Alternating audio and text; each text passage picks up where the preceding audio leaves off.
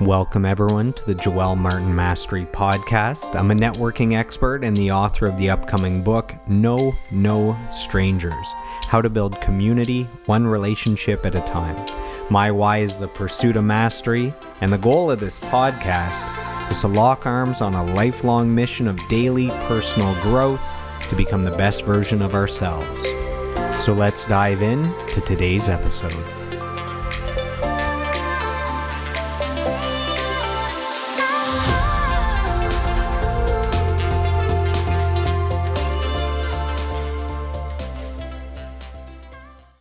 Welcome, everyone, to today's episode of the podcast. We are joined by a very special guest. She is a children's book author and an entrepreneur. So welcome to the episode, Miss Jennifer Chalmers. Jennifer, how are you doing? What's going on? What's new? Oh, I'm good. Thanks so much for having me as your guest. I'll tell you, this is my first time doing a podcast interview, so you'll have to bear with me a little bit, but I'm good, living the virtual world. As I'm sure a lot of people are right now with the way life is right now. So good as can be. Awesome. Thank you for taking the time to connect with me today. I appreciate it. And I'm going to go back to the beginning. So growing up, our families were pretty close, spent some time together at different get-togethers, parties, different festivities, different holidays. Now, you're a few years older than me. I had a crush on you as a kid, so I didn't really talk to you much. So we're gonna rectify that today, because I have an hour of your time. So we're on this call. We're doing this episode because you just released a children's book. This is your first book. This is called I Love You More Than That. Congratulations. How does it feel? This is a major milestone. Huge. I can't believe it, really. And, sometimes I have a look at it and I can't believe that I actually, saw something through to the end, because I'm a little notorious for starting something and wishing for it to happen and then just sort of shelving it for a while. So, it's been such a cool experience. There's nothing like holding it in your hands really for the first time, when you think about where it all started. So great feeling for sure. Amazing. And beside you there is a copy of the book. So yes. you have it in both English and French. I do. Yep. Je t'aime plus que ça is the French version, which, I never imagined really doing. And then I kept getting requests from some readers and some people in my community. I'm in Rockland, so it's a very French community. And so I had it translated, and it's been awesome. That was an experience on its own too, I'll tell you that. Amazing. And has writing a book always been a dream of yours, or did this just come sporadically? Totally sporadically. I never thought this is what I was going to do. But, you become a mom and you read a lot of children's books. And essentially, that's sort of what happened. I just got tired of reading the same ones every night. And I guess I was inspired one night and I just started making one up. And when I remember leaving the room and just being like, that was awesome. Wow, I should write that down. Just because the girls were just so, captured by the story. And I was winging it. And, you'd be surprised at, how much imagination you have just from reading so many children's books too. That definitely helps. And seeing it through your kids' eyes too, that, I have all these little stories to tell that I never thought I had. So I decided to write them down. I feel like having so I don't have any kids, but I have two young nieces. So they're 4 and 6. And I feel like you having two young daughters, that they would bring out your creativity, because you see how creative they are. I mean, they're just imagining worlds, creating things, arts and crafts. Do you think that kind of spurred on that creativity with the storytelling? For sure. All the ones that I've made up sort of pull from some of the things that I've seen them talk about, or some of their favorite things. Like I've got a story about a unicorn, and I've got, who doesn't want to hear a story about a unicorn, right? Yeah. I actually, and I always pull from stuff like, I always use names of people that are in our family, one's about a castle and a princess, and the gardener is Nicole, who is my sister, who is an avid gardener. So the more I incorporate things that they can relate to and then they can really visualize, helps a ton. And it helps me really too. So yeah, I really base it on their imagination and watching them play and listening to them. That's probably my favorite, is to hear what they come up with when they're playing. And yeah, that's where it all came from, really. My dad has been in that zone recently. He's been helping my sister out, kind of virtually babysitting the grandkids, Oh, where like once a day for an hour to 2 hours or 3 hours, they're on Zoom and he's just reading them stories. And I think he's recycled the stories so much that he started creating stories, and he had one printed out like just for them. And maybe he's going to be a children's book author as well. Who knows? It's maybe that's what's coming out of the pandemic, is people are oh going to gosh. write all these books. They're trying to entertain themselves. They're trying to Yeah. entertain their kids and their grandkids. So I read the book. So thanks for the copy. And I did a mini review online, and there was 4 or 5 people from my network that purchased the book, and they actually reached out to me with some comments and some reviews. So I thought you'd want to hear these. Yes. So this is from Allison Sacalo from Russell, Ontario, which is Oh, where I wow. grew up and where you at some point lived and went to school. So Allison says, "Hey, just wanted to thank you for the kid book referral that your friend wrote. I love you more than that. Got it today, read it to Matea. So many words in there we both related to. And although she is 6, most days 6 going on 16, we got to share some heartfelt moments today during the read. Times are tough some days, most days as a single mama, but this made tonight a bit brighter during the read. Thank you. And feel free to pass this on to your friend." So how does it feel hearing that from the work that you've done? That is the greatest feeling. That's what's makes it all worth it. And all the questioning and the, taking that leap of faith and putting yourself out there, and you create something that means so much to you. But then you find out that it really affected other people. And I mean, I've had some incredible reviews. I got one, at the end of the day, she had read the story, and the next morning she woke up and her son had left her a note on her laptop that just said, "I love you more than that." And I mean, that's what it's all about. I mean, I have no doubt that everyone has, said, "I love you" to the moon and back. And that was a huge thing for us at home. And one story that I used to read to the girls all the time was Guess How Much I Love You by Sam McBratney. I think I'm saying that right. And so we always used to say that, "I love you to the moon and back." And so now to hear, I mean, in our family now and friends, to hear them say, "I love you more than that," is the biggest compliment there is, really. And you know, I can't even take credit for it. It was my 3-year-old daughter who said it, and I stole it from her. It's like you're popularizing the term. It's like Yeah, you're bringing it into the popular lexicon. It reminds me of Drake. Every time Drake releases a hit single, yeah, he has like a new quote that becomes the thing that people say. So, he's the one that says YOLO, you only live once. Now people say YOLO. Started from the bottom is now a quote everyone says. yeah. 0 to 100 real quick. So maybe you're like Russell's Drake, bringing in the Imagine. quotes for everybody. So you mentioned, you question yourself a little bit while you're writing this book. Anytime we do something brand new, we're not sure if we can even pull it off. So what were you kind of questioning yourself on while writing this? Well, to be honest, it didn't start with this one. I had written the story called Birdie's Flight, which is, still in the works, and that's the one I was going to start with. I had reached out to some publishing companies, one of them in Vancouver. But if you go that route, there's a lot more money involved, and that was really scary for me. I thought, God, this is a pretty huge investment, and are there any guarantees, and so on and so forth. Anyway, one of my friends that I went to dance school with, she ended up self-publishing a children's book. So I reached out to her and she gave me amazing advice. And she's really the one who steered me to do it on my own. And she said something to me. She said, don't try to make a profit off of your first book.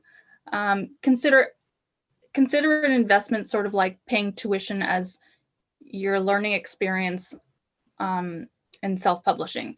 So I shelved Birdie's Flight, and then I had this amazing moment with Grace that I thought would be the perfect opportunity, the perfect start, because it's not something I necessarily made up. It was based on a real moment, which made it a little less scary because I mean, I couldn't make it up really. It's something that was actually said, whereas my other stories are written just through my own imagination and creativity. So I thought, well, I'm going to release this one. It's more personal to me. And if they don't like it, well, that's okay because I love it and it means something to me. And yeah, so that's really how it happened. And have you learned anything about yourself in the process of writing and releasing this book that maybe, if you set a goal and you set your mind to it, that you can knock it out of the park? What have you learned? That my mom was right. About what? About everything. About everything. Just taking a chance and just doing it. Just stop procrastinating. Take that chance. Because the reward in the end is far greater than the worry and everything else that comes with it. And it's something that, after I did it, I kept hearing my girls, like, they started writing their own stories really. And that's, so I'm an inspiration too, and they want to write stories and to see their mom, make one of her dreams come true, which I never thought it was to begin with, is a really great feeling. It's a really great feeling.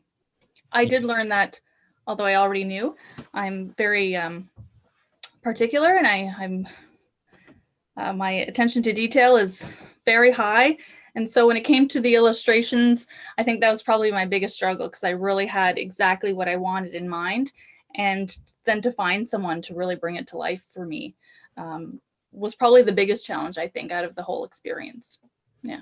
We actually have another question and comment sent in here. So this has to do with illustrations. So this is a good segue.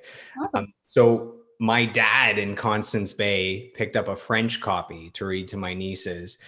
So he wrote in, the illustrations are marvelous. They portray a calm, simple scene that embraces the main theme, the deep love shared between mother and cub. How did she find this illustrator? So I know this is an online thing, which is the way the world works now. Yes. Go ahead. Yeah. So again, my friend Susan Junkins, she has some books out there, so you can look her up as well. She's suggested to join these groups.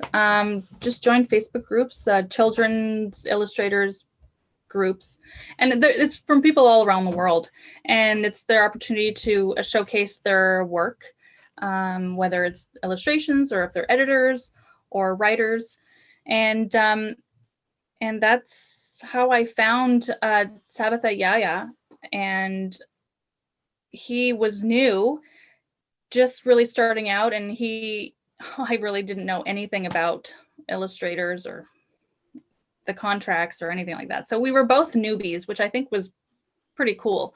And he did more realistic artwork, but he did dab a little bit in the watercolor aspect of it or style, and I really liked that. So before committing to the whole book, I said, well, why don't I just hire you for one page just to see if you can really bring it to life.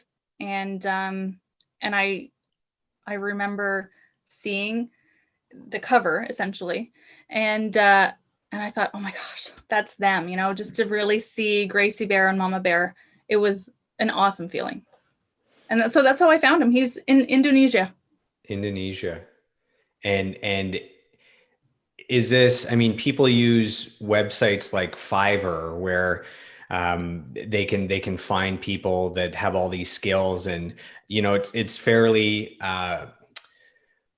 reasonably priced for us here with like the difference in currency, but them, they're getting paid well for their time. It's awesome to have like a personal assistant using those services, because I can go to bed at 10 p.m.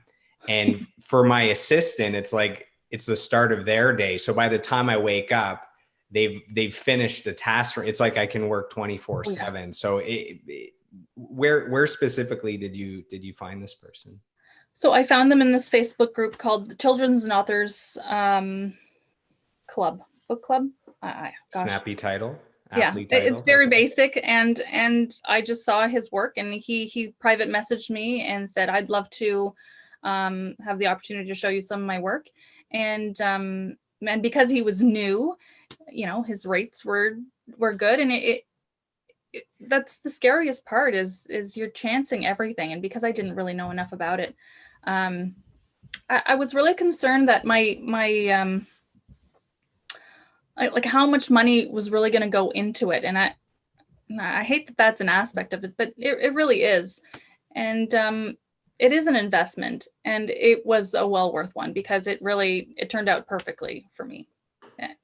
And that's how I found him. It's really not that fancy. It was just, gotta love Facebook.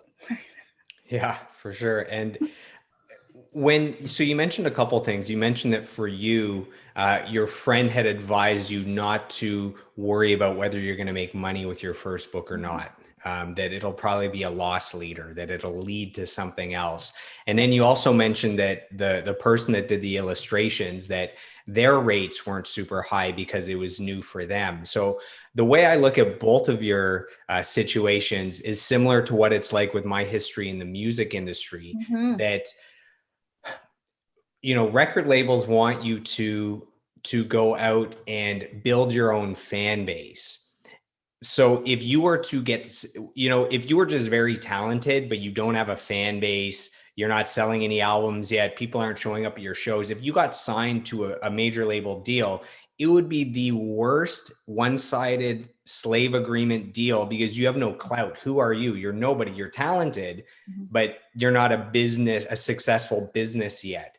So the example is that with this, you wouldn't want to sign a publishing deal without already having some success as a publisher, because it would be horrible. So you self-publish this, you sell some copies, you get good reviews, and then publishers start being interested because they say, look, she sold 1,000 copies on her own with no budget and just word of mouth, and they start crunching numbers. Okay, if we invest $100,000, we can multiply 1,000 copies sold by this, by that. We could generate a profit of $2 million. That means we can give her a $200,000 advance. So that's the way, that's what comes to mind with your situation. That's what it was like for me as a musician. You wanted to go out and sell out shows and create a fan base online and sell 10,000 albums. And then the labels come to you and you're a proven commodity that they just have to throw some money behind and stick you in the machine for the promotion. And the same thing with your illustrator. He now has this book that's out that is you can put your hands on it. It looks great. It's selling. And guess what? He's going to make more money on the next project. So I think you guys both helped each other out there. Absolutely. Yeah. He was lovely.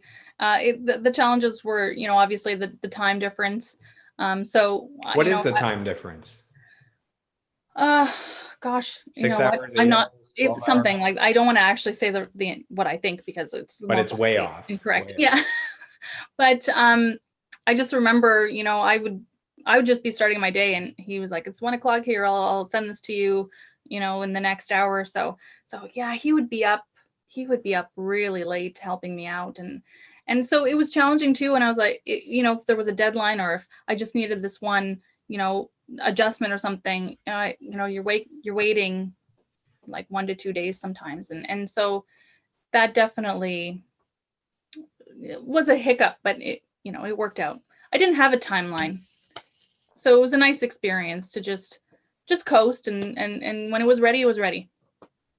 Yeah, when you start to have contacts in different countries, you start to realize all the time differences, right? We don't Yeah. know it on our day-to-day life, but Yeah. I have business partners in LA and Vancouver, so I have to be conscious that it's a 3-hour difference. I have business partners in the UK, so it's a 5-hour difference. And then partners in Australia, they're a day ahead. So I believe it's Yeah. 14 hours. So if it's 1:30 here, then it's 3:30 a.m. there, something like that. Yeah. So, Yeah. man, anytime I had to train business partners, work with business partners from Australia, it's like it was such a wide gap that I'd have to do like a 7 a.m. training for a 9 p.m. for them, or I'd have to do, late 10 p.m. for whatever that is. I don't know. I can't even keep track, but yeah, everything, it's a small world when you end up doing things online and you have contacts around the world. So Sure. speaking of around the world, we have some feedback sent in from Laura Anguish in St. Thomas, Ontario. She said, I ordered the book and had it delivered straight to a mama-to-be's house as a shower gift. She is super excited to read it when the baby comes. So Great. how does that feel, knowing your book is going to be one of the very first things that this newborn entity is going to consume and you know kind Yeah. of take part of? Yeah. I mean, You're uh, welcoming this I know. baby to the world. I mean, that's crazy. Well, I think that's what's great about this story is that so like new moms, old moms, dads, aunts, sisters, you name it, they can all relate because of that moment just before bed are some of like the greatest moments, really. I remember reading something and it said, I know it's been a long day, but don't try to rush the bedtime. Don't try to get through it too quickly because there won't be any more at some point. And those are truly the most magical moments. And it's so true. Some of the best conversations are had at that time.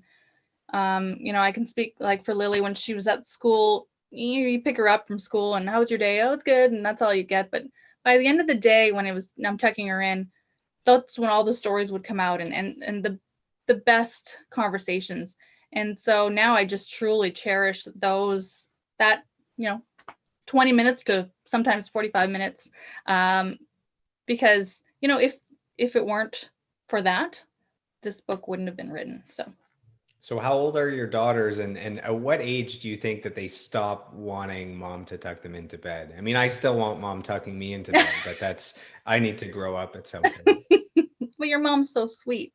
That's um I so the Lily is 6 and Grace is 4, and I don't think that'll ever stop. I hope it doesn't.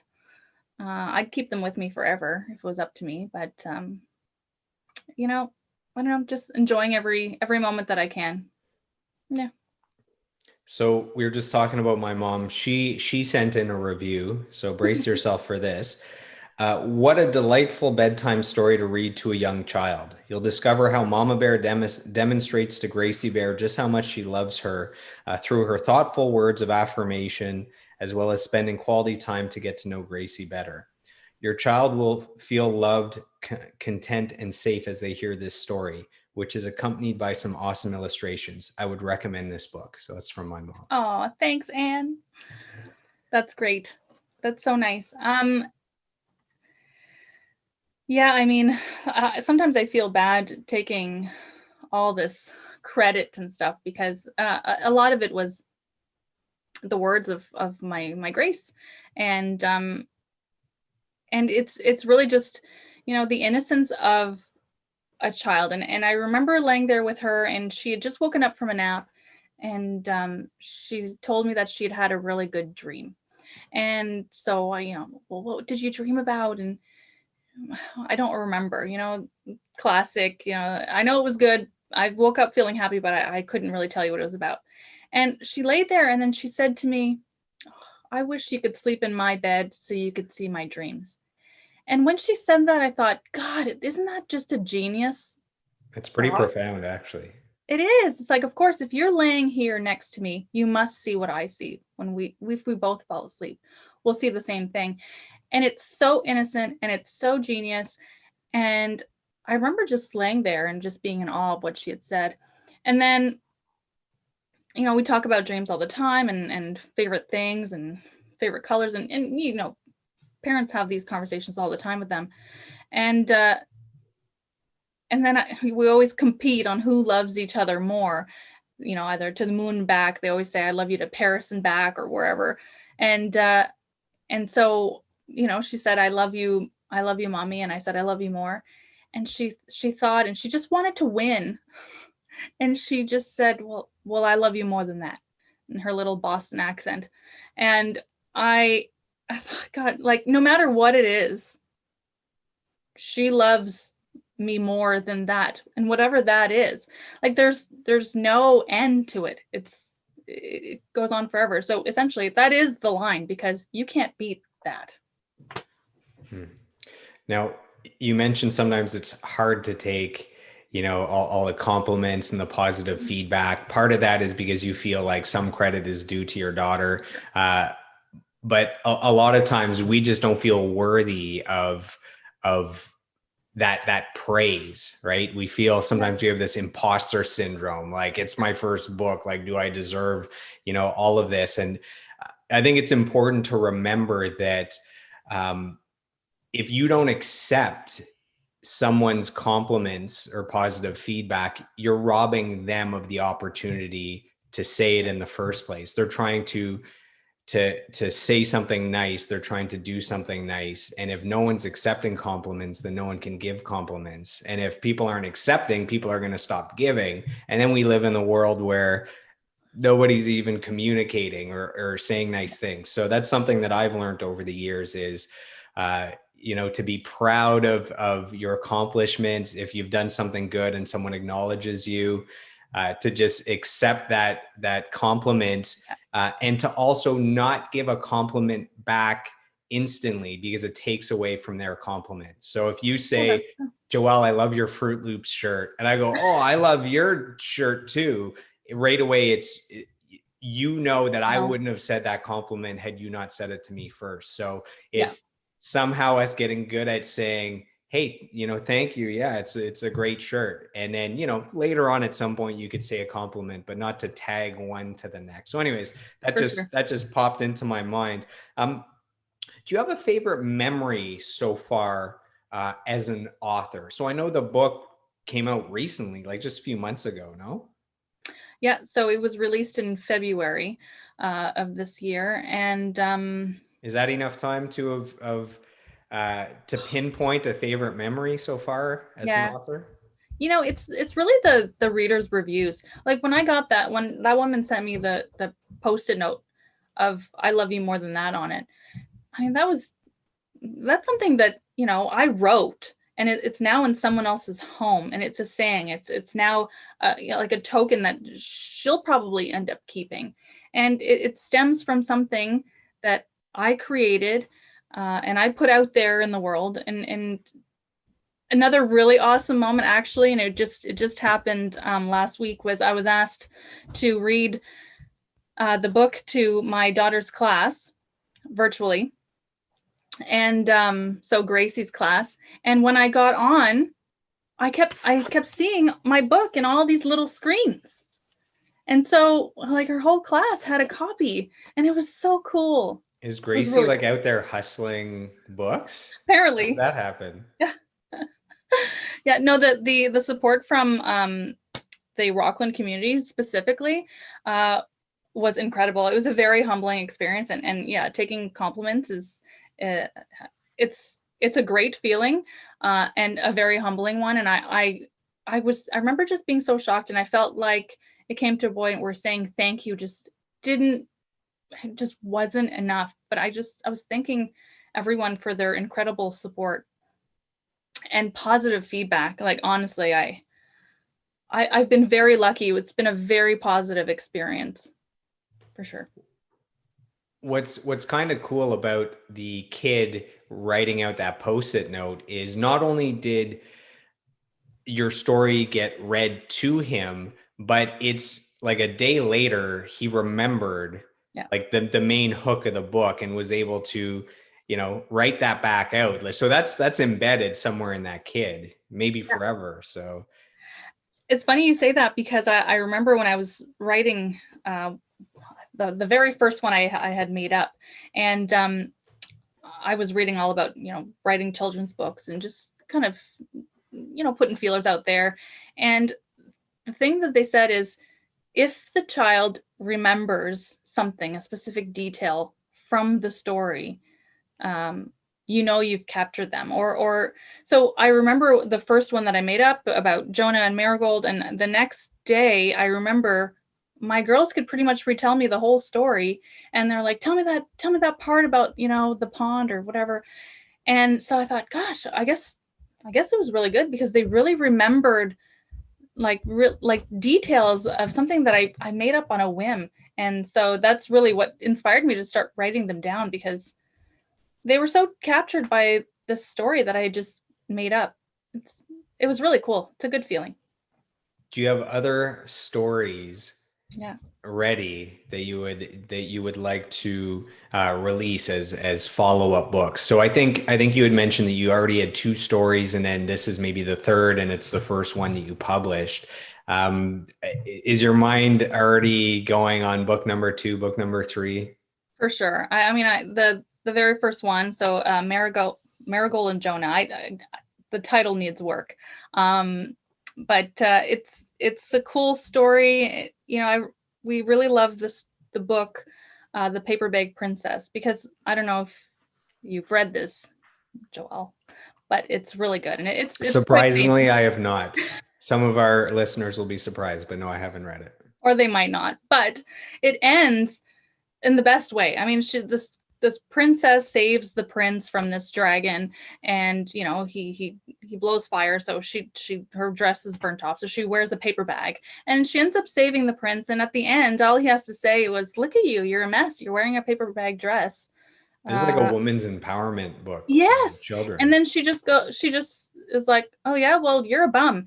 And then it says like, "Then they did not live happily ever after."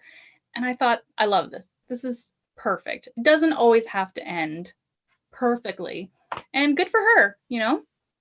So when I wrote when I made up the story of Marigold and Jonah, he has a fear of water. Essentially, he has to cross this pond to get to this tree that he wants to climb, and he's scared. And a lot of people have this fear of not being able to see the bottom.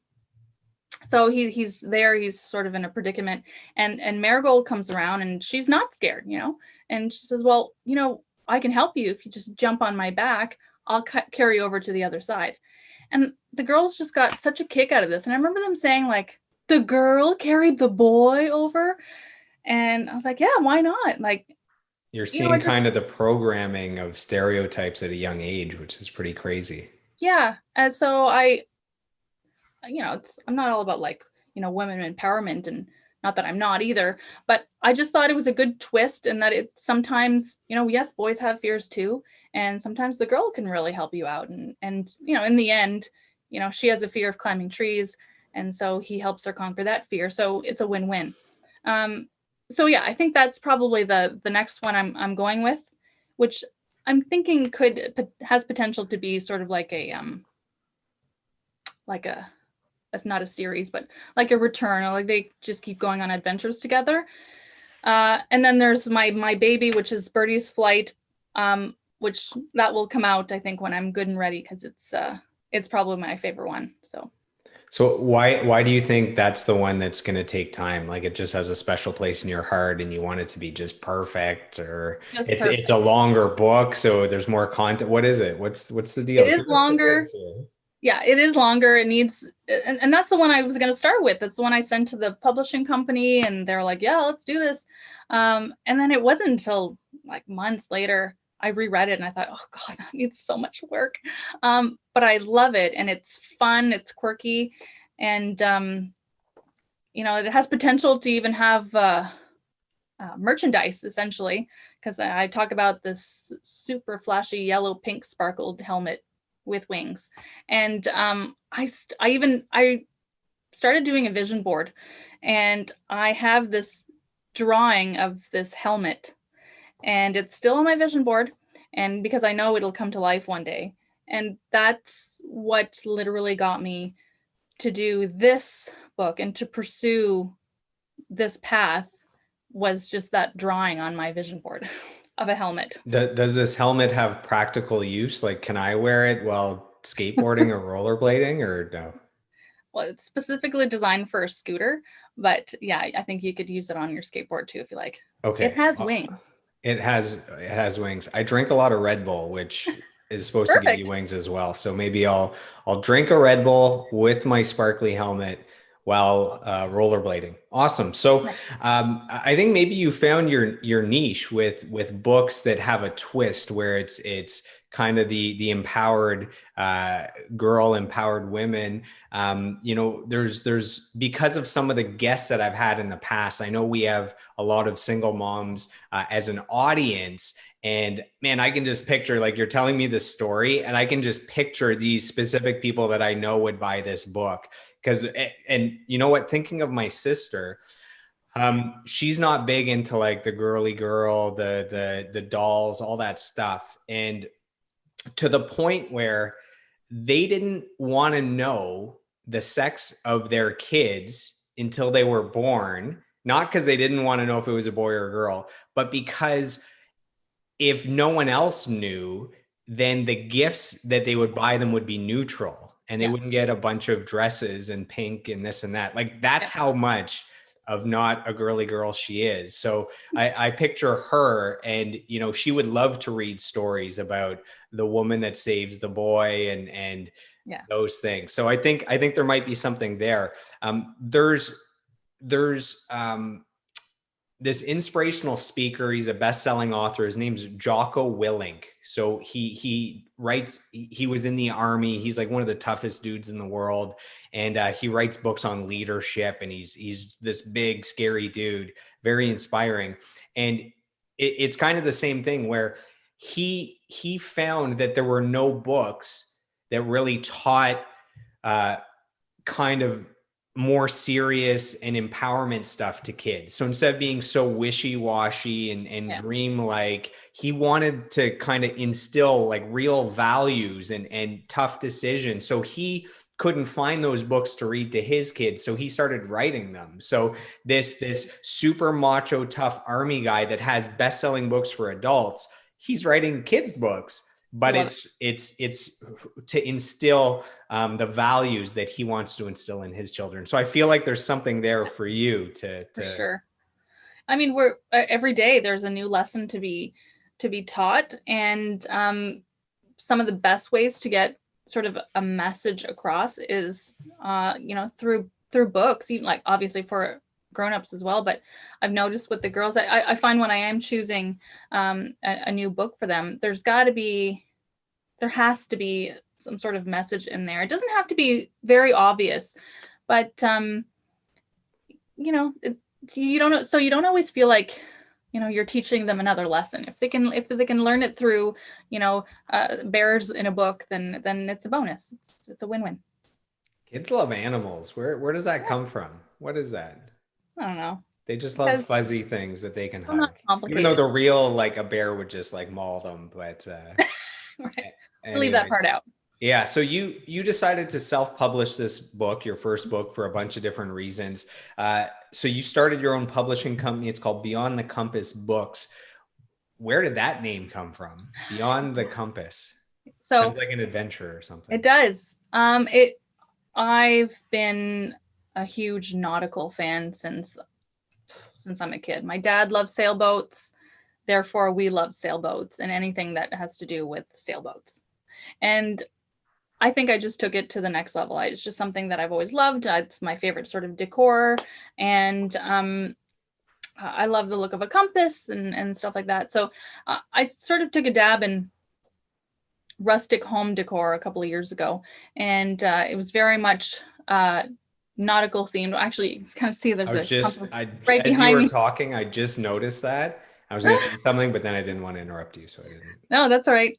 So I started working with names, and beyond the compass. Like there's so much more to see and to explore, beyond the compass of where a map will take you, or a trail or anything. So I thought Beyond the Compass was great for the home nautical decor. But then when I thought about it as far as books, not just children's books, it's really, putting a message like, look beyond it, like aim for somewhere different that's not on a map. And it just sort of worked out. It ended up being the perfect name for it. I just loved it to begin with. So I added books to the end, and I was told that it was important to have an imprint. And that's where I decided to start my own sort of business, self-publishing business. So yeah, that's where it came from. So your book is actually very affordable. How do you choose how to price the book? That was hard because I didn't really know, but I did research. I started just pricing other books that looked very similar to mine, and yeah, just checking it out, seeing, just comparing and seeing what I know. I wouldn't spend a fortune on, a 20 some page book. That's pretty much it. There's not much more to it than that, really. Yeah. So what is it selling for on Amazon? $12.99, $14.99? Yeah. Yeah. Yeah, it's, I have to do that when I release an album, figuring out what people will pay for an album. And with books, I guess I picture a soft cover book being, about $20. I picture a hardcover book being $30 to $40. So I guess with yours, because it's a children's book, because it's most books are 100, 200, 300 pages. This one's 20. I guess all of that you had in mind when pricing it. For sure. And to be honest, I always envisioned it to be a board book. But it's actually a little harder to get, and it's also very expensive because you have minimum orders. And it being my first, I didn't know what kind of success I would really get from it, so I held off on that part. Like I said, learning experience for sure. Well, there can be, when you sell out this this Edition. run of orders, this edition, you can do the updated and expanded, Yeah. non-pandemic 2022 edition, right? So you can go with the hardcover there.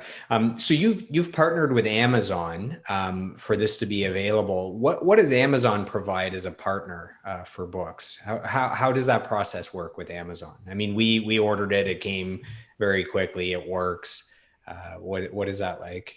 It honestly, it just became highly recommended. There's different platforms that I could have gone through. I think Ingram Spark is one of them. But I had heard that there was a lot of issues with printing, and just so many people again in this community that I joined on Facebook had great things to say about Amazon. It's something that I was familiar with, and it was user friendly. And again, because this was my first time, and I'm not very good with computers or anything like that, to be very honest with you. So I needed as user friendly as possible, and this was. And even then, you encounter trial. There's a lot of trial and error as far as formatting, and because the illustrator was also new, there was a there was a time where it was a little tricky, and it was a little frustrating trying to figure out the right format. But once you do, it's golden. So I don't know. I just it's just the one I chose. It's the one that had the best reviews, and that's what I went with. Yeah. And with Beyond the Compass books, with this publishing company, right now it's your one book. But when you think to the future, do you envision releasing books from other authors? Yeah, absolutely. It's actually a huge reason why I decided to do Beyond the Compass books, because I could have just, self-published just on its own. But I thought I'm sure there's tons of other moms or dads out there who have these great stories to tell and they don't know where to start. And Hey, wait, sorry, I don't want to cut you off, but you know who your first signing's going to be? My dad. They're going to release my dad's books and okay, you're going to sell millions of copies and we're all going deal. to move to Mexico and we're going to drink pina coladas on the beach. Anyways, continue. I apologize. We know a guy in Mexico. I think that we can make that happen. We do. And every February I would go there to Zipolite for 2, 3 weeks. And this last February is the first time in years I haven't gone. So Oh wow. Oh, hopefully that lucky. happens soon. I've Yeah. been wanting to go. Amazing. But Maybe we'll all go. Anyways, continue. so Publishing. Yeah. absolutely. I thought this is one day I was just brainstorming. We're just talking, and of course, like I have this image, and I'm just gonna help other moms and dads out there help self-publish their books, and I can add them to the website, and so that's definitely still a goal of mine. But I really need to iron out, like I just need to know all the ins and outs before I can really start giving advice, and just continue learning. But that is certainly my goal. And I mean, it inspired my cousin to write a novel, so she'll definitely be someone else who will be joining Beyond the Compass books. And yeah, I mean, sky's the limit, really. I can see it, and as long as I can see it, it's tangible. I can get there. You gotta see it first, right? Yep. So they say I had a guest on the show a few months ago. His name's David James. So he's a country music star signed to Warner Music. He's got one of the top songs in Canada right now. He's an old friend of mine, and he always thinks he always says thoughts become things. That's his mantra. For So sure. it you just made me think of him. So David, if you're listening, you just got a shout out. So you're a mom of two young girls during a pandemic. I'm sure there's not a lot of time to read right now, but let's go back past 6 years ago where you didn't have any children. Um, did you read a lot then? Did you love to read? Were there any books that became your favorite or any that had a profound effect on you in your life? Yes, and I mean, you did ask me this before this interview, and so it really had me thinking about books that really stood out for me. And to be honest, I was a very late bloomer reader, and but I remember this one book that I had ordered from Scholastic, Oh and God. Yeah. it was called A Ring of Endless Light by Madeleine Lang, and she's most known for A Wrinkle in Time. Oh wow. And it's about a girl who is visiting somewhere in the summer, and she ends up working with dolphins. And I was like in love with dolphins. I wanted to be a marine biologist. Anyway, I literally lived vicariously through this character. And I mean, you should see this book now. It is like destroyed. I never bought another copy. It's just, Do you still have it? I do. Well, I lent it to my niece, which is now her favorite book, which was a really cool experience to just sort of pass that on to her. So that was a huge one for me. And then I remember reading, it's called See Jane Run by Joy Fielding. And it's the first time that I was truly like captured in the first page. I always recommend this book to people if they ask me. It's amazing. It's a good suspense thriller, and it gets you from the get-go. And I also just recently read Green Lights by Matthew McConaughey because he's awesome.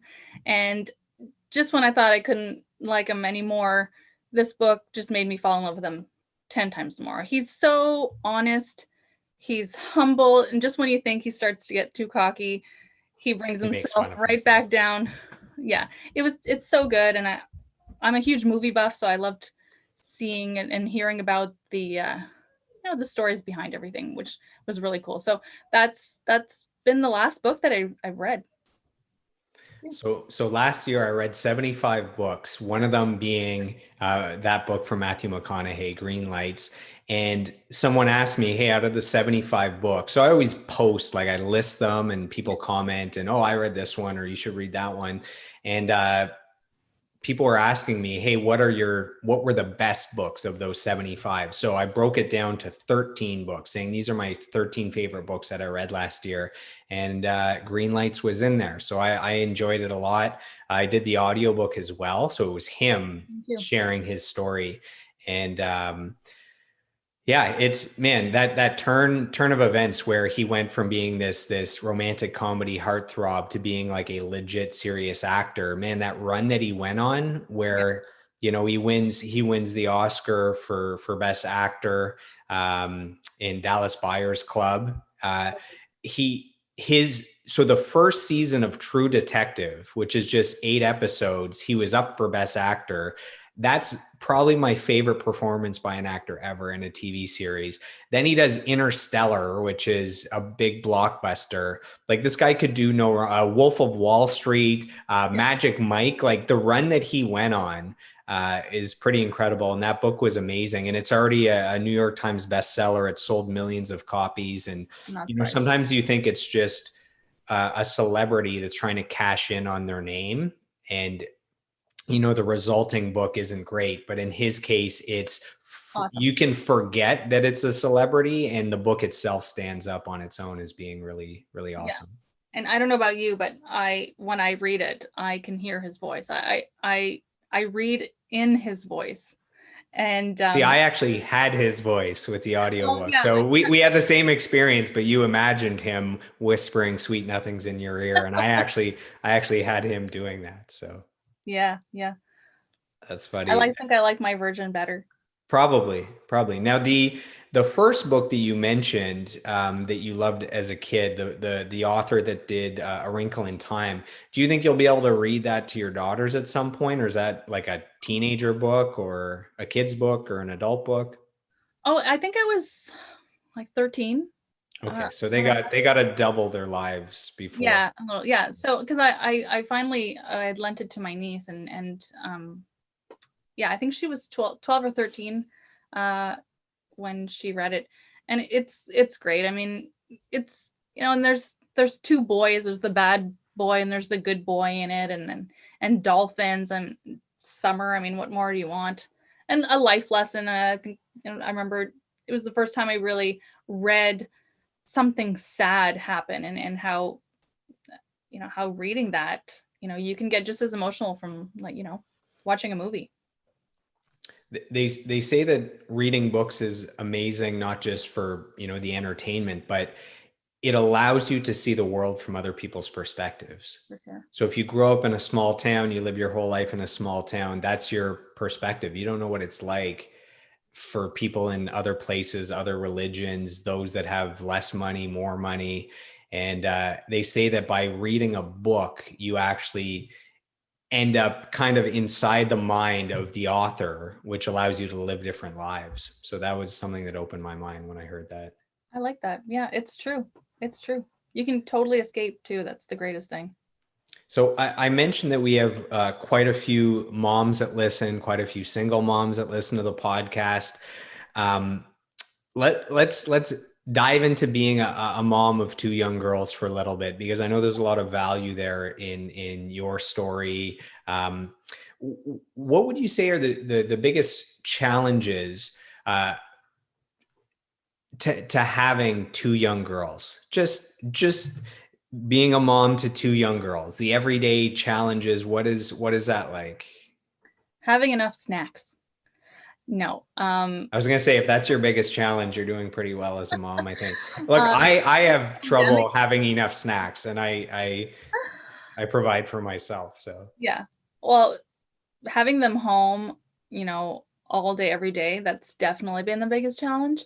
No, I mean, I'm sure there's other moms out there that can relate. There's never 2 the same. And so it's really figuring out and balancing their needs. You know, Lily will need something completely different from me as compared to what Grace needs from me. And it always amazes me how they can be so different, yet I'm not doing anything different for them per se when I'm raising them, or, you know, I'm teaching them lessons. But I think that's what it is. And just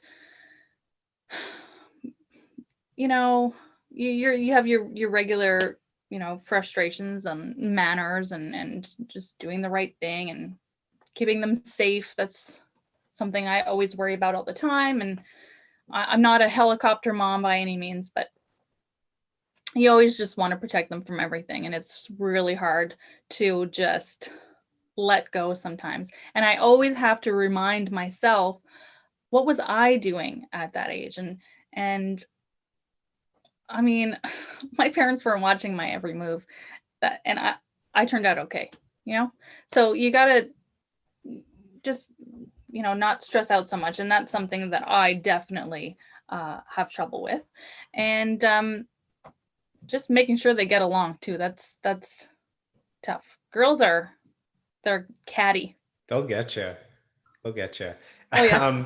When you said, I think about what I was doing at that age, that reminds me, I'll see like an 8-year-old that writes like a best-selling book or is like a guitar phenom, and I'm like, I couldn't tie my shoes at that age. Like, I have no idea how some of these kids develop so quick. Did you see? You're talking about they're so different. From a very young age, did they both have different personalities? Like they just, one is more outgoing, one is more introverted, one is funny, one is serious. What are the different traits that you see in each of them? So Lily is I always say, like, her heart is almost like too big for her. She has the biggest heart. She's emotional, she's sensitive, she's a people pleaser. She's an empath, it sounds like. Oh, so much. Sometimes like to a fault already. Like I noticed that, I gotta toughen her up a little bit because she's gonna have her heart broken so many times, which I can't prevent that from happening either. That's gonna happen. Yeah. They say that the gift of being an empath is that you feel everything, and then the curse of being an empath is that you feel everything. Yeah, and so that's definitely me to a T. So I can understand how she's feeling, but I mean, she's feeling it at the age of 6, where I don't think that really started to happen to me until I was older. So she feels a lot, like, of everything. She's our little Disney princess. Everything is pretty and sweet, and she's hardworking. And then you have Grace, who is just a firecracker. She has confidence to share. She's tough. I'm so not worried about her. If anything, I'm worried for me, not for others, because she's got gumption. I mean, she has so much of it. They both remind me of versions of myself. I have the very emotional side of myself, and then there's the other part where I'm very strong-willed. I can be tough. I'm self-sufficient. I'm very independent and stubborn. And Grace got all of that, and she's 4. So, but she's hilarious. She's the clown. She's the performer in every way. And there's never a dull moment with Grace. So there's just so different. Grace can play on her own. She's got the best imagination. Where Lily, she'll never leave my side. I think she'll be the one calling me every day when she's in her 20s, and she'll be telling me where her sister is. Do you think that they learn a lot from each other because they have such different attributes? I think like so. one of them is more reserved and sees how outgoing the other one is. One is more serious and sees how funny. Do you think maybe it helps them kind of balance those attributes out, maybe over time? I think it will. I think right now it's more competition. So if I'm like, wow, that was really good, that was a really good dance, and it's like, well, look at me, mom, and they're very much in that competitive stage right now. But I definitely use their strengths to show the other, like, well, like, look how well Grace can play on her own, and she can use her imagination, and she doesn't need like mommy to entertain her. And then but then, I'll say like, look, Grace, look how much Lily can help me, tidy things up or help me with certain tasks. Uh, I mean, there's also the whole like age difference too. I'm pretty sure I wasn't doing chores at 4. We tend to want to age them so fast. I don't know why. It's because I think they often act older than their age too. So you forget that they're only 6 and 4, and you have to lower your expectations a little bit. It's very strange. There's no book on being the best parent. The people try. They have, the Yeah. what to expect when you're expecting and Yeah. well, that's like before you have kids. Anyways, terrible example. I'm going to leave that in. We're not going to edit that out. But what do you wish for your girls more than anything? If you could Oh, wish for something. I just want them to never feel like they just can't, achieve their dreams. I mean, I think every parent feels this way, and sky's the limit. I just never want them to feel like there is anything preventing them from doing what they truly want to do. And they'll tell me, I want to be a baker, or Lily's, she wants to be on America's Got Talent. Um, and I say, absolutely. You just have to find what your talent is, and then you got to practice that. But she thinks she can go now. So, and Maybe that's she okay. And could. Hey, I was on Canadian Idol. It can be I done. know. So, Yeah, so you yeah. were. What does she have a talent that she thinks she can bring to the big No, times yet? I mean, she loves to sing and she loves to dance, but there's nothing really concrete that she's focusing on. So I don't, I certainly will never I will never discourage them from really anything. And I think by them seeing that I decided I'm going to write a children's book, and I made it happen. Uh, these are these moments that I believe they will remember and think I can do that. Just I just want them I just want them to be happy. It's really just that simple. A few minutes ago, we mentioned that it's hard for us to accept compliments. So I'm going to put you to the test right now by allowing you to say something nice about yourself. So what I want you to do is I want you to identify what you think the top traits that you have that allow you to be a wonderful mom. What do you think makes you a great mom? Um,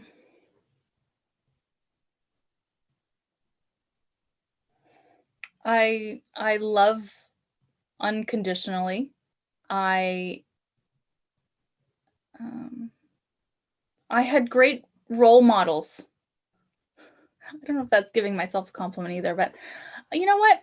That's you deflecting to your parents, but I that's know. that's okay. I know. I'm just I don't know. I'm just trying to do the best that I can. And that means just loving them and being there for them no matter what. And I'm going to have to really think about that one. I think I'm doing a good job. And I'll pat myself on the back for that, because I just never give up. Amazing. I think that was an honest answer, an honest in the moment answer. We so I keep mentioning, all the single moms listening, all the young moms listening. Some people are going through some really tough times right now. They're struggling during the pandemic. Some of them have lost their jobs, so they're having trouble providing for their kids and their family. Some of them the daycares keep closing, so they're caring for their kids 24/7, some of them with a full-time job on top of doing that. What advice would you give to those single moms or young moms that are struggling right now? Anything? And I know things aren't easy for you, not easy for anyone, but do you have anything that you could say that might help them?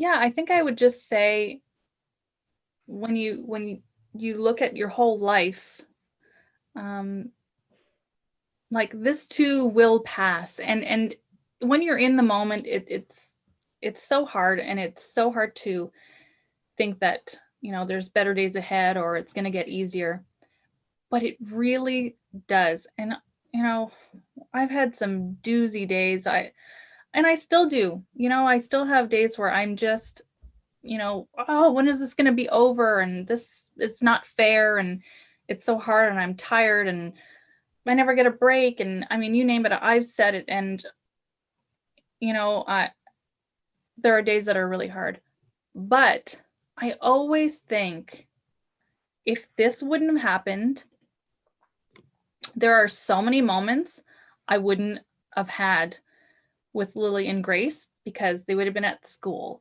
And and even if it's just one line that they said that day over lunch that normally they would have maybe said at school or to somebody else, I got to be there for it. And we've created so many awesome memories because we haven't really had a choice. So focus on those and just really try to narrow down some of those really, really great moments and focus on them, because there's a lot more that are going to happen. And you might even write a book about it. And what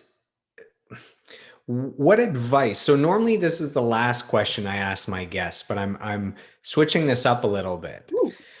So normally I ask someone to think back to when they were like 10 years old, and I want them to whisper advice into their 10-year-old self's ear. So being able to take the last 10 years, 20 years, 30 years, whatever of experience and knowledge and mentorship and struggles, and taking everything you can and giving that advice to your younger self to help you along the way.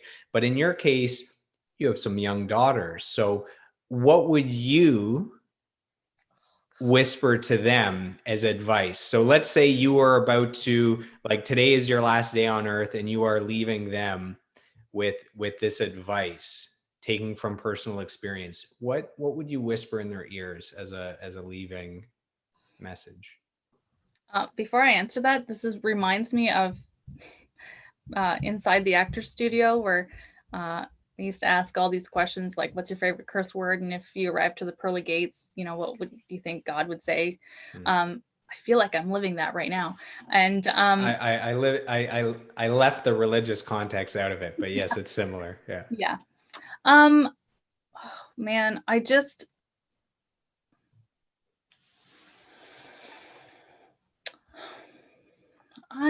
think I would just say,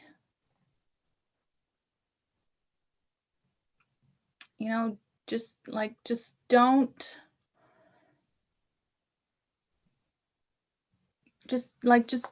ever give up on yourself, because as soon as you lose that, it doesn't really matter what other advice someone else can give you. And that's still something that I learn every day. Just don't give up on what you really want. It's not that deep, but that's it. That was pretty deep. I listened to a podcast a couple days ago where they said the worst betrayal is when you betray yourself. So that's similar. Now, our listeners don't know, but you just celebrated a birthday, didn't you? Happy belated birthday. It looked like it was around Mother's Day. Is it on Mother's Day? It often lands on Mother's Day, so on the 11th, and so it's landed on Mother's Day quite often. So we call that a twofer. Yeah, that's what did you do during your pandemic birthday? Oh, you just drank an insane amount at home. Yeah. Champagne and orange juice, and we danced in the kitchen, and we just had some of my favorite food. And which is? Well, my mom makes the best garlic spare ribs, so she made that. Go mom. Some egg rolls.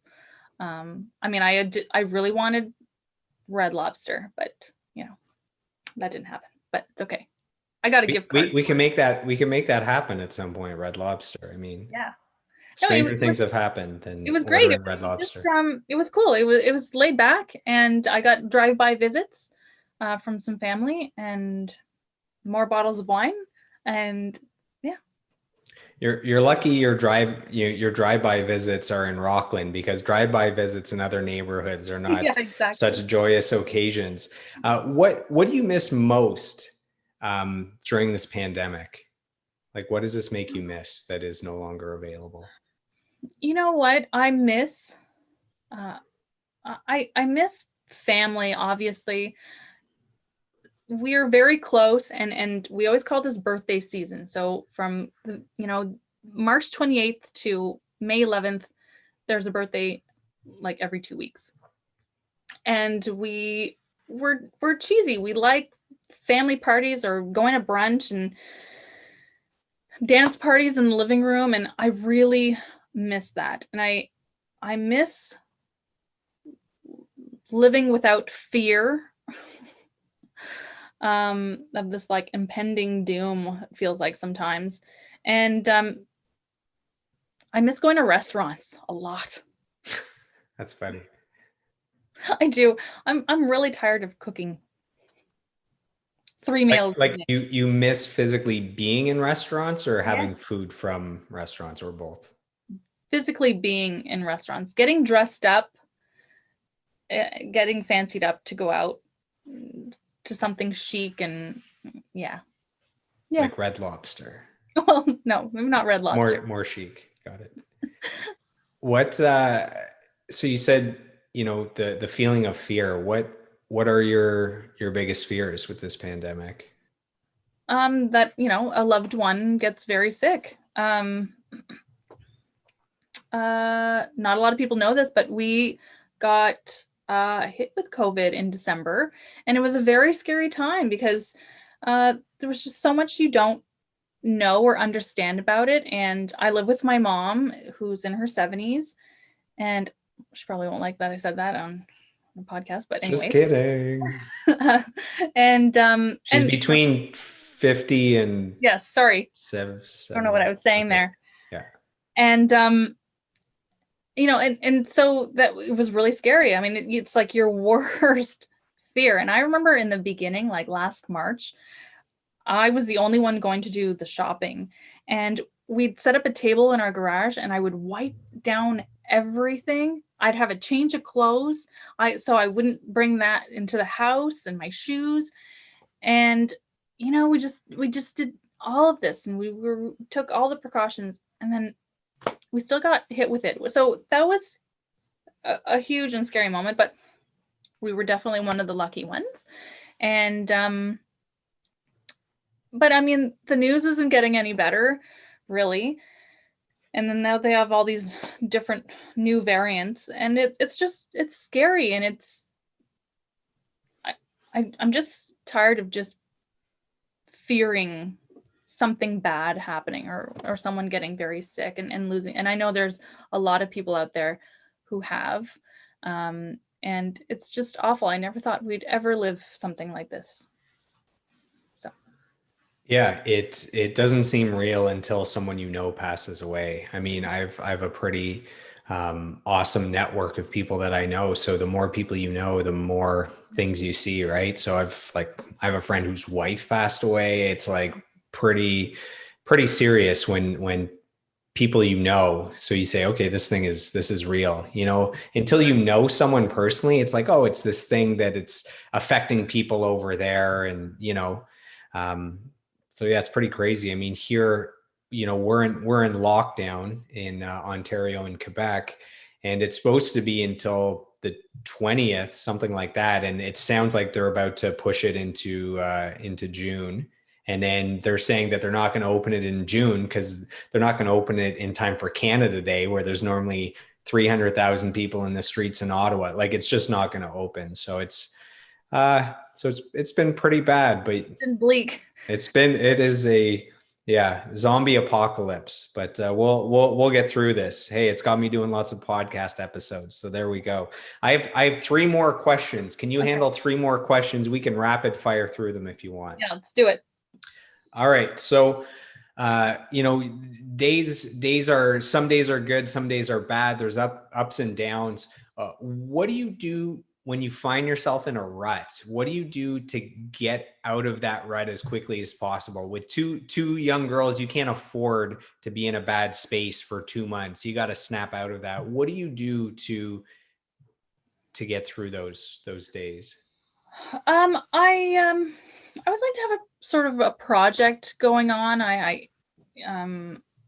Whether it's working on something outside, I have a newfound love for gardening, so that's helped a lot. When the weather's nice. The winter was long. I'm not gonna lie; it was very hard to get out of some ruts, and so I turned to my support system, which is my sister and my cousin Joe, and we have our chat, and if it's when we didn't think we could actually be any closer, but it certainly brought us even closer because that's been our only way to really communicate, and so and the conversations, and it doesn't matter what you have to say, they're just always there, and they're the sounding board, and we all have our turn of having bad days, and that's helped us, or me at least, a lot. If I can't get out there and get my mind busy, paint by numbers is also a huge one for me too, because it just shuts everything off, and you're just focusing, and that's another thing actually that I got into. So paint by numbers. Yeah, adult coloring books are super popular, and people swear by them, that they really help. They really help. This is a two-part question. Okay. What is the biggest mistake that you've ever made, and what did you learn from it? And then the other part is, what do you think's the smartest thing you've ever done? And then maybe we can also do that smart thing. Okay. So mistakes. I wouldn't be able to just name one. I've made never, too many. I have. Okay. Yeah. I have made many. I mean, we make lots of mistakes in life, but I've never been one who has regrets. I really think that every mistake that you make, you were made to do it, to learn something from it. And so I don't really see them as mistakes. I just see that as just a life decision that didn't exactly work out, but you learned something from it. So really, I think Matthew McConaughey would call that a green light. Damn. Yeah. Oof. Just made that up.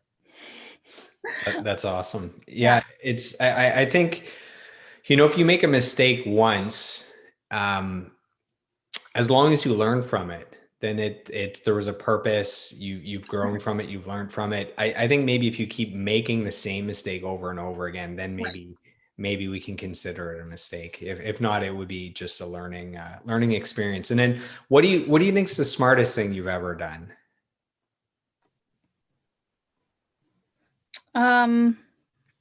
Sometimes that's easier to answer. If I ask like a super successful entrepreneur, it's like they can say the moment I invented whatever, right? So sometimes it's a little easier, but I thought I would dig deep, see what we can find here. Smartest thing I've done. I get married and have kids, because having kids is just truly the greatest thing ever. Being a mom is truly, I remember always struggling trying to find what the right job was for me. I could never, I've jumped around. I've tried so many jobs, and I think it was because my job was to be a mom. It was that thing that was missing, and I truly can't imagine not being one. And then just because we're talking about my book, I think that I followed through on something that I truly believed in. I envisioned it, and I made it come to life, and that's something that I am so proud of. It's just really cool. Yeah, it's still it's right here in front of me, and Jennifer Chalmers, that's my name, and that's me. It's a really cool feeling, and I really hope that This does inspire other moms or dads. I always say moms, but dads too, to just write it down. Just start by writing it down, and then you're probably going to scratch it and edit it a million times until it's just right. And then just take that next step after that, because there's always another one and another one.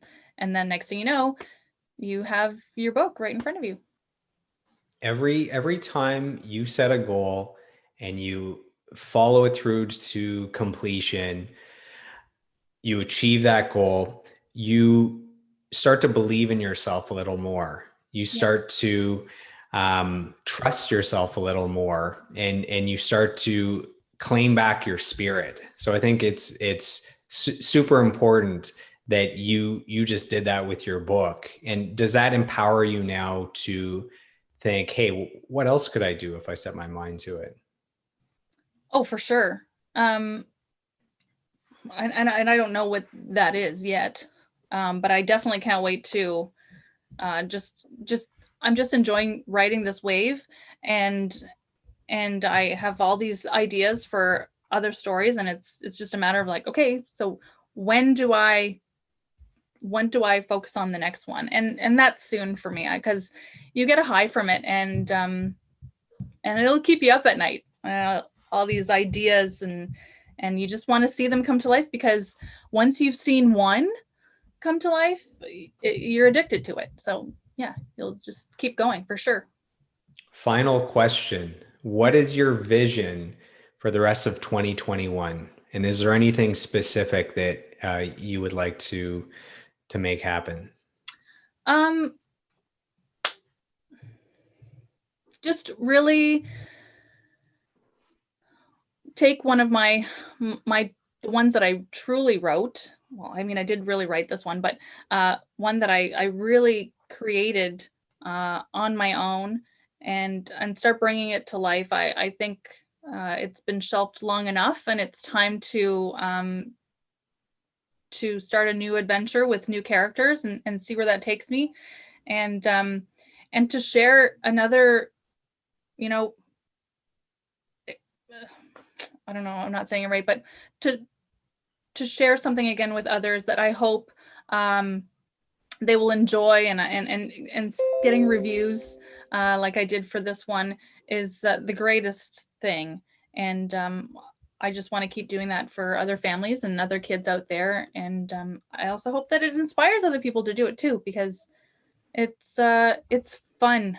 Just if it's not fun, if you're not having fun doing it, then it's not worth it. So just make sure you're having fun and you're just enjoying the experience. They say if you're not having fun, you're not doing it right. So Right. That's true. That's true. So as we wrap up the call, where can our listeners, number one, where can they purchase your book? And number two, where can they find you on social media if they want to reach out and have a dialogue with you? So I know you're on Instagram. So if you want to drop the website for the book and then maybe your Instagram. Yeah, absolutely. So you can find you can contact me at beyondthecompassbooks.com. Not Beyond the Compass. You have to add books because it'll bring you to a totally different page. And you can find me on Instagram also, Beyond the Compass Books. And I've had a lot of people just reach out to me also. Just my personal page, Jennifer Chalmers Swain. Either on Instagram, it's Jenny C's, or Jennifer Chalmers Swain on Facebook. And join the what's the word? What's the word I'm looking for? The group? My mailing list. The mailing list. The mailing list on the website, and drop me a line if you have any more questions. Awesome. I'll put a link to the website on all the podcast episodes on all the platforms. So, Jennifer, thank you for your time. This is officially, let me check the time. This is officially the second longest podcast out of 24 podcast episodes. So you were saying this is your first time doing an interview like this. You didn't know how it would go. You officially did the second longest podcast we've ever done. It was awesome. I think there was a lot of insight in there, a lot of aha moments, a lot of great takeaways. So thank you for your time. I really appreciate it. Thanks so much for having me. It was really fun. It was fun. It felt like I was catching up with an old friend too. So uh, thank you. I really appreciate you reaching out and giving me this opportunity to just talk about the story and to share my story with others. And I hope you enjoy it. I love you more than that. Amazing. Everyone, that was Jennifer Chalmers, author. Thank you for joining us, guys, and we'll see you on the next episode. I hope you've enjoyed today's episode, and I'd love to hear from you guys. My goal is to grow this podcast organically, where you're giving me feedback on topics you'd like me to cover and guests you'd like me to interview.